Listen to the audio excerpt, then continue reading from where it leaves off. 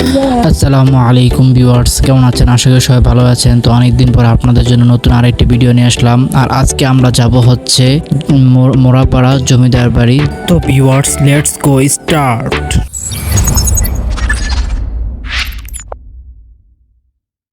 তো ভিউয়ার্স, প্রতিদিনের মতো আজকেও রেডি হয়ে বাসা থেকে বের হয়ে পড়লাম। আর এখন যাব হচ্ছে 10 তলা, তারপর সেখান থেকে অটো নিয়ে যাব হচ্ছে চিটাগাং রোড। আর এখন চিটাগাং রোড যাওয়ার জন্য একটা অটো নিলাম।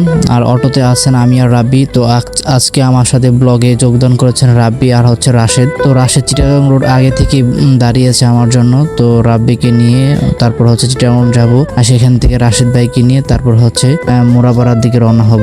তো তারপরে আমরা চিটাগাং রোড এসে পড়লাম। আর এখানে আসার পরে রাশেদ ভাই বলতেছিল যে সে নাকি চশমা কিনবে। তো তার সানগ্লাস কেনার জন্য আমরা মার্কেটে ঢুকলাম। আর তারপরে তার সানগ্লাস পছন্দ হয়নি দেখে তো আমরা আবার সোজা ব্যাক করলাম। আর এখন আমরা অটোতে উঠবো। আর অটোতে উঠে তারপর হচ্ছে আমরা এখান থেকে যাব হচ্ছে কাশপুর, মানে কাশপুর ওই পার যাবো আর কি। তো ওখান থেকে তারপর হচ্ছে রূপসীর দিকে রওনা হব।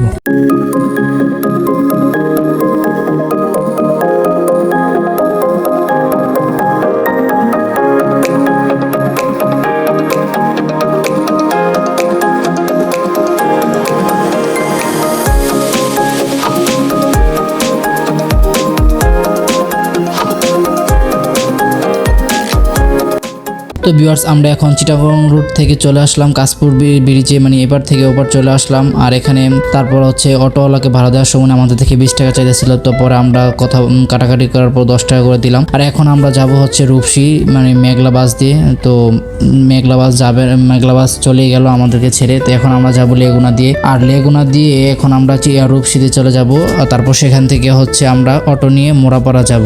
আর ভিউয়ার্স, এই রাস্তাটায় অনেক জ্যাম থাকে। যদি কেউ যেতে চান তাহলে ফ্রাইডে আর হচ্ছে বৃহস্পতিবার ছাড়া অন্য যে কোনো দিন এই মানে মোরাপাড়া জমিদার বাড়ি যেতে পারবেন, কারণ এই দুইটা দিনে এই রাস্তাটা অনেক জ্যাম থাকে। আর দেখতে পাচ্ছেন যে গাড়ি লড়তেই পারতেছে না এই জায়গা থেকে, প্রচুর জ্যাম ছিল। আর তারপরে ভিউয়ার্স, অনেক জার্নি করার পরে জ্যাম জট দিয়ে জার্নি করার পরে ধুলাবালি নাকে মুখে যাওয়ার পরে অবশেষে চলে আসলাম রূপসী। তো এখন রাশেদ ভাই রূপসী নামার পরে এখান থেকে দিন ভাড়া দিচ্ছেন, মানে 20 টাকা করে ভাড়া। তারপর হচ্ছে এখান থেকে আমরা এখন রিক্সা নিয়ে যাব হচ্ছে মোরাপাড়া। তো তারপরে রিক্সা মামাকে বললাম যে এখান থেকে মোরাপাড়া কত নিবে। তো তখন তিনি বললেন যে 20 টাকা করে। তো পরে আমরা বললাম যে 10 টাকা করে যাবেন কিনা। তারপরে যেতে চাইছিল না। আর আপনারা যখন যাবেন এখান থেকে 20 টাকা করে, এটাই হচ্ছে ন্যায্য ভাড়া। তো আমরা এখন রিক্সা নিয়ে তারপর হচ্ছে সেখানে রওনা হয়ে গেলাম। আর দেখতে পাচ্ছেন যে আজকে ওয়েদারটা অনেকটাই সুন্দর, যেহেতু এখন আস্তে আস্তে বিকেলের দিকে যাচ্ছে, সূর্যটা ডুবতেছে। তো এমনিতে এখন অনেকটাই সুন্দর ওয়েদার পাচ্ছি এখন। আর আশেপাশের রাস্তাগুলো অনেক সুন্দর।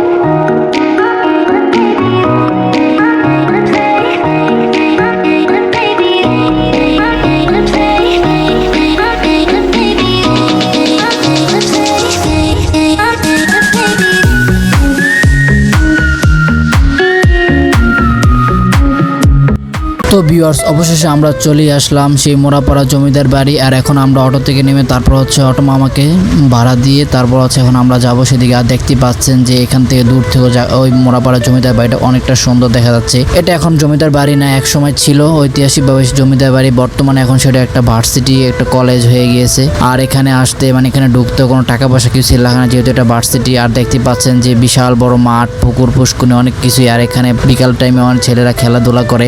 আর ভিউয়ার্স, দেখতেই পাচ্ছেন যে জায়গাটা কতটা সুন্দর, এত বিশাল বড় মাঠ। আর হচ্ছে সামনে জমিদার বাড়ি, মানে ভাবা যায় যে একসময় এই জমিদার বাড়ির আশেপাশে এত সুন্দর জায়গা ছিল, আর এখন সেটা ভার্সিটি হয়ে গিয়েছে। আর বিকাল টাইমে এই জায়গাটা অনেক সুন্দর লাগে। যদি কেউ আসতে চান অবশ্যই আসবেন, কারণ জায়গাটা এতটা সুন্দর বলার মতোই না। আর এখন আমরা যাব সেই দিকেই, মানে আরো কাছে যাব, ভিতরের দিকে যাব। তো হাঁটতে হাঁটতে এখন সেখানে যাচ্ছি। আর এটা হচ্ছে কলেজ। ভাই, কলেজটা এত বড়, মানে বলার মতোই না, চারদিকেই কলেজ। আর হচ্ছে যদি এই জায়গায় যদি বাড়ি হইতো তাহলে সবসময় হয়তো বিকাল টাইমে এই জায়গায় এসে আড্ডা দিতাম, মানে জায়গাটা না বলার মতোই না। আর এই স্কুলের পাশে আর একটা বাগান বাড়ি আছে, সেটাকে পরে দেখাবো আপনাদেরকে। আগে এই জায়গাটা ঘুরিয়ে দেখাই সিনেমেটিক ভাবে।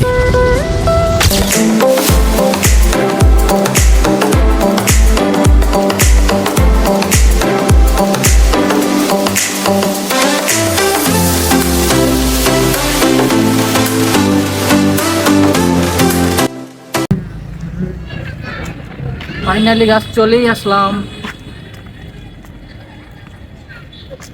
আর গাছ এটাই হচ্ছে সেই জমিদার বাড়ি। তো ফাইনালি চলে আসলাম অনেক জার্নি করার পরে। দেখতে পাচ্ছেন যে বাড়িটাকে।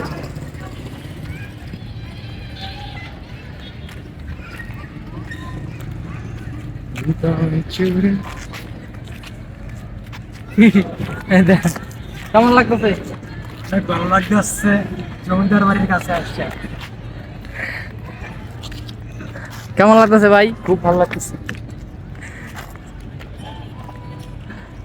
আর ভিউয়ার্স, এটা হচ্ছে জমিদার বাড়ির বাহিরের দৃশ্য। তো আর এখন আমরা হচ্ছে জমিদার বাড়ির ভিতরের দিকে যাব, মানে অতটা ভিতরে যাওয়া যাবে না কারণ হচ্ছে তালা মারা। কারণ ভিতরের দৃশ্যটা আরো সুন্দর, যেহেতু আমি চিপা চাপাই দিয়ে একটু দেখেছিলাম আর কি চোখ দিয়ে, যে ভিতরের জায়গাটা আর অনেক সুন্দর। তো এটা হচ্ছে জমিদার বাড়ির বারান্দা, মানে এই জায়গাটা দেখছেন রোদের আলো পড়লে কতটা সুন্দর লাগে।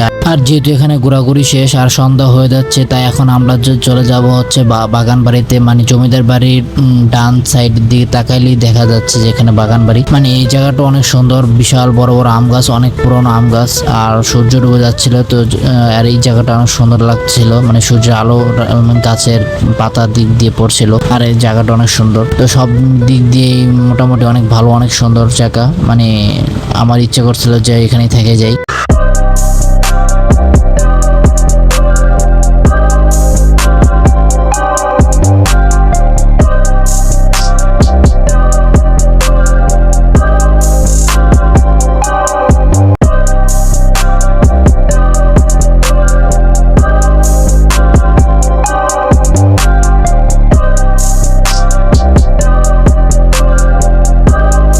তো গাইজ, সন্ধ্যা হয়ে গেল আর অনেক ঘোরাঘুরি, অনেক মজা, অনেক কিছুই করেছি। আর এখন মাগরিবের আজান দিয়ে ফেলছে আর আমাদেরও যাওয়ার সময় হয়ে গিয়েছে। তো আমরা এখন বাসার দিকে রওনা হব। তো আজকে এই পর্যন্তই শেষ। আশা করি সবাই ভালো থাকবেন। নেক্সট ভিডিওর জন্য টাটা।